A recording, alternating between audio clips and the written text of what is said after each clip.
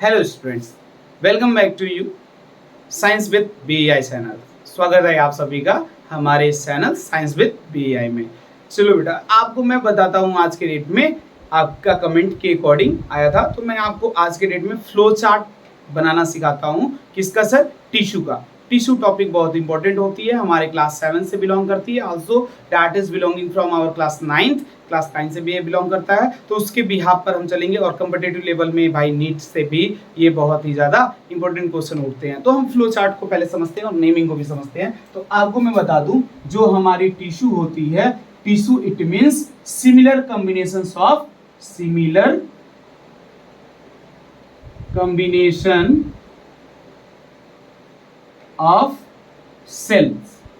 cells और similar group of cells, that is known as tissue. आपको एक बात और क्लियर कर दे, जो सेल होता है सर, सेल के सिमिलर कॉम्बिनेशन, सिमिलर ग्रुप से क्या बनता है सर? टिश्यू बनता है। टिश्यूज के कॉम्बिनेशन से क्या बनता है सर?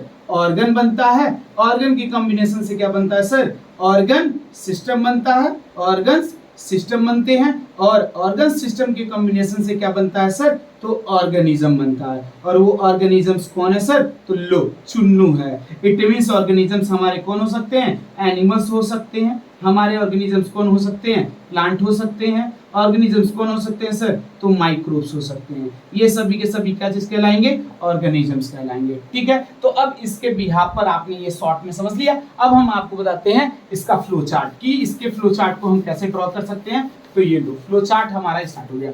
हम जानते हैं tissues is divided into two category. One is known as the plant tissue, and second is known as the animal tissue. Second one is known as animal tissue. तो animal tissue के लिए भाई हम next video के लिए जाएंगे, next video में देखेंगे। ठीक है, नेक्स्ट वीडियो में हम लोग देखेंगे प्रॉपरली कि क्या बनता है। ठीक, लेकिन हम लोग प्रेजेंट टाइम में जो हमारा वीडियो है उसमें हम लोग केवल किसके अबाउट कंसल्ट करेंगे? Plant tissue. So plant tissue categorize into two group according to the development and the plant body. So that one is, the first one is meristematic tissue.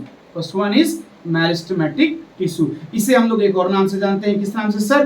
Growing tissue भी बोलते हैं, क्योंकि अगर वो plant body का tip part हो, चाहे वो रूट का है, चाहे वो सूट का हो, तो रूट का टिप हो चाहे वो सूट का टिप हो, अगर उसकी ग्रो हो रही है, वहां पर ग्रोथ देखा जा रहा है, कहां पर सर? उसके टिप पर, तो उसी को हम लोग क्या बोलते हैं? Meristematic tissue. Meristematic tissue is categorized into three groups. One is known as apical meristematic tissue, second is known as intercalary meristematic tissue, and then third is lateral meristematic tissue. बेटा बता दे, ध्यान देना, एपिकल जो होता है वो हमेशा tip position पे होगा, चाहे वो रूट का टिप हो चाहे वो सूट का टिप हो। इंटरकैलरी कहाँ होंगे? हमारे नोड और इंटर नोड्स के पास होंगे, जहां पर बर्ड निकलता है उसके जगह होंगे। लेटरल मेरिस्टेमेटिक क्या करेगा? उसकी गिर्थ का डेवलपमेंट करेगा, उसकी वाइड यानी चौड़ाई को वो बढ़ाता रहेगा। ये हमारे लेटरल हो गए। अब आते हैं हम नेक्स्ट, इसको हम लोग बोलते हैं क्या? Permanent tissue. Permanent tissue is categorized in two groups. One is known as simple permanent tissue and second is known as complex permanent tissue. बेटा बात करें तो ध्यान देना, परमानेंट टिश्यू का फॉर्मेशन जब मेरिस्टेमेटिक टिश्यू का डिफरेंशिएशन होता है, तभी डिफरेंशिएशन के बाद परमानेंट टिश्यू का फॉर्म होता है। आपको मैं बता दूं, कोई भी आपसे पूछे how permanent tissue will be form, तो आप बोलेंगे sir by the help of differentiation of meristematic tissue then permanent tissue will be form. Okay, चलो आगे देखते हैं। परमानेंट टिश्यू में हम लोग देखेंगे इसके two category, simple permanent tissue and complex permanent tissue. Simple permanent tissue is categorized into three groups. One is known as parenchyma. क्या बोलेंगे सर? पैरेनकाइमा। Then collenchyma. क्या बोलेंगे? कॉलेनकाइमा। देन क्या बोलेंगे सर? स्क्लेरेनकाइमा। सो लो, काइमा पैरेनकाइमा, कॉलेनकाइमा, स्क्लेरेनकाइमा। अब ये हमारे parts कैसे होते हैं, कहाँ पे, तो ध्यान देना, ये जब प्लांट ग्रो कर जाता है तो उसका एकदम टिप लीफ के पास जो पोजीशन हम फ्लेक्सिबल मानते हैं, सॉफ्ट मानते हैं, बेंड हो जाता है बट टूटता नहीं है, तो वहां पर क्या है, पैरेन्काइमा।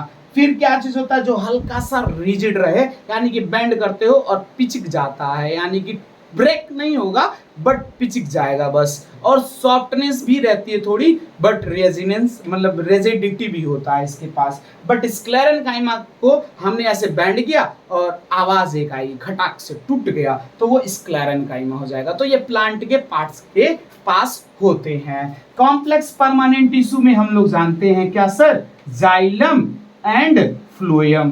क्या होता है सर, तो xylem and phloem both are help in the transportation. ये किस में काम करते हैं सर, तो ट्रांसपोर्टेशन में काम करेंगे। सर किसका ट्रांसपोर्टेशन सर, तो सर फूड एंड मिनरल्स के ट्रांसपोर्टेशन में। किसमें सर, तो फूड एंड मिनरल्स के ट्रांसपोर्टेशन में ध्यान देंगे। जो जाइलम होता है यूनिडायरेक्शनल काम करके लीफ तक रूट से वाटर को ट्रांसपोर्ट कराता है, मिनरल्स को ट्रांसपोर्ट करता है।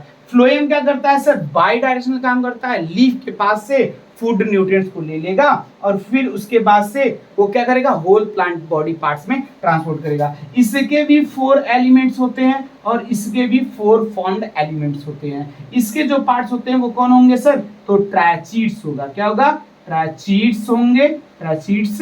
फिर क्या होंगे हमारे, वेसल्स होंगे, वेसल्स। और साथ साथ में क्या होगा, तो जाइलम पैरेन्काइमा, जाइलम पैरेन्काइमा। और फिर उसके बाद से क्या होगा यहाँ पर, जाइलम फाइबर। क्या होगा सर, जाइलम फाइबर्स। ये इसके पार्ट्स हो गए। फिर यहाँ पर भी क्या होंगे, तो यहाँ पर होगा क्या, कंपेनियन सेल होगा। फिर उसके बाद से क्या, सीवियस